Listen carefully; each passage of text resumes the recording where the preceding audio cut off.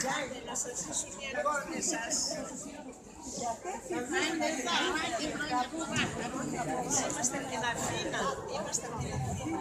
Αλλά εγώ δεν Το τραγούδι είναι μυρολόι στο μυαλό της δημοκρατίας και εξυμενεί στους βίαιους εξισλαμισμούς και κατοχίες από τους Οθωμανούς.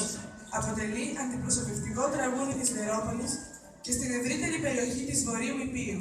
Πιστεύετε ότι αναφέρεται σε εξέγερση του 1565 και τις τραγικές συνέπειες που είχε η αποτυχία της. Η 25η Μαρτίου είναι μέρα διπλής χαράς για τον χριστιανικό ελληνισμό. Είναι η μέρα που τιμούμε δύο πολύ σπουδαία γεγονότα. Τιμούμε τη μέρα κατά την οποία ένας αγνός και λαμπρός άγγελος, σταλμένος από τον ίδιο τον Θεό, ανακοίνωσε στην Παναγία την απόφαση του Κυρίου μας να φέρει στον κόσμο τον Υιό Του. Πέρα όμως από την αναγγελία του ερχομού του Χριστού στη γη, η 25η Μαρτίου για μας τους Έλληνες έχει μια ακόμα εξίσου ιερή συμβολική σημασία.